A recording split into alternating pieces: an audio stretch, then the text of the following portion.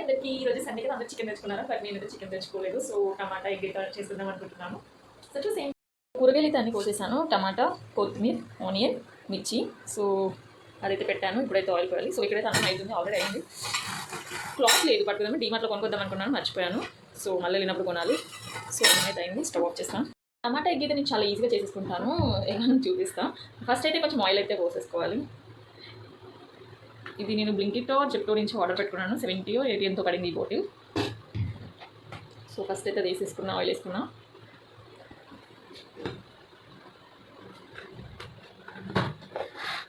ఇదంతా క్లీన్ చేయాలి. ఇప్పుడు కూరగాయల కోసం కదా, మొత్తం ఐకన్గా క్లీన్ చేద్దామని. నేను ఒకదానికి క్యాప్ పెట్టాను, ఎందుకంటే సాల్ట్ అనమాట. సో మొత్తం వాటర్ అయిపోతుంది డబ్బా అంతా ఈ సాల్ట్ వల్ల. సో అందుకని డీమార్ట్లో టీ గ్లాస్కి వచ్చిందనమాట ఈ క్యాప్, దాన్ని తీసి తిండి పెట్టేసాను ఇలా.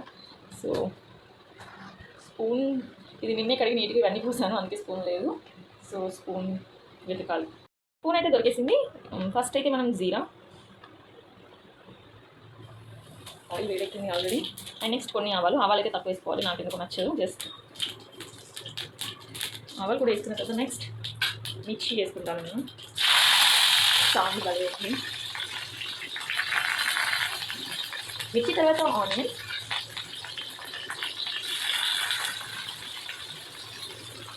ఇందులో కొంచెం కరివేపాకు. సో ఇది కుక్కర్లోకి ఆడబెట్టాను, 9 రూపీస్ కింద వచ్చింది కరివేపాకు చాలా.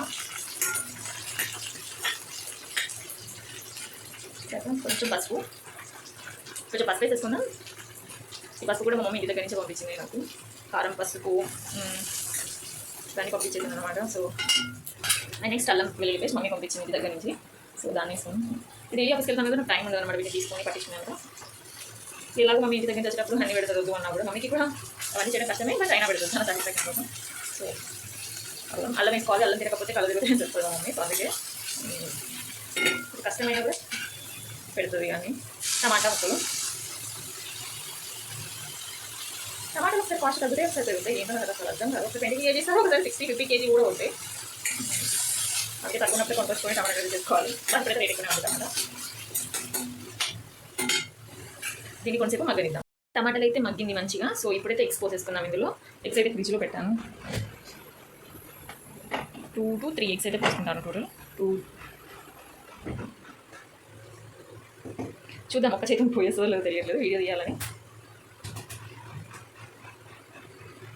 నెక్స్ట్ మొత్తం 4 ఎగ్స్ అయితే పోసేసాను, ఎందుకంటే ఇప్పుడు మధ్యాహ్నానికి అయితే అలాగే నైట్ తినడానికి కూడా అవుతుందని. సో ఇప్పుడైతే క్లోజ్ చేస్తున్నాను. ఈ 2 స్పూన్స్ కూడా డీమార్ట్లోనే తీసుకున్నాను. 35 అరౌండ్ ఎంతో పడింది ఒక్కొక్కటి. చాలా క్వాలిటీ అయితే బాగుంది స్పూన్స్ది.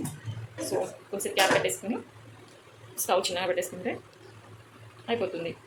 అండ్ ఇప్పుడు ఎగ్ అయితే మంచిగా ఉడికిందనమాట. సో ఇప్పుడు ఇందులో కొంచెం కారం వేద్దాం. మిర్చి ఎక్కువ వేసాం కాబట్టి కొంచెం కారం తక్కువ వేద్దాం. అండ్ సాల్ట్ జీరా పడింది ఇప్పుడు అనుకున్నారు. కొంచెం సాల్ట్ వేసి మంచిగా కలుపుకుంటే కలుపుకొని ఒక 5 minutes మూత పెట్టేసేయాలి. అలాగే కొత్తిమీర కూడా వేసేసుకున్నాం. కొత్తిమీర వేసేసుకొని ఒక 5 minutes ఉంచేసుకొని తింటే ఏమి టమాటాలు తక్కువ అయ్యాయి, ఎగ్స్ ఎక్కువ అయ్యాయి. సో టమాటా లేకుండా కొన్ని ఉంటాయి, ఇవన్నీ వేసేసాను. మొత్తం మిక్స్ చేసుకొని మా కొత్తిమీర స్మెల్ బాగుంటుంది. ఒక 5 minutes లో ఫ్లేమ్లో పెట్టుకొని ఒక 5 minutes ఉంచుకుంటే టేస్టీ టమాటా ఎగ్ రెడీ.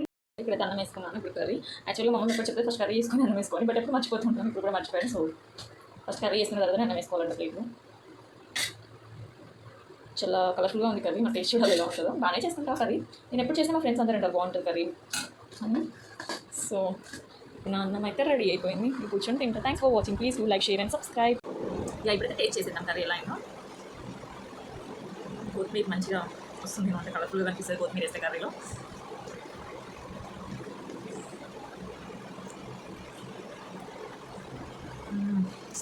చాలా బాగుంది. ఎంతైనా మన తెలుగుతో చేసుకుంటే బాగానే ఉంటుంది.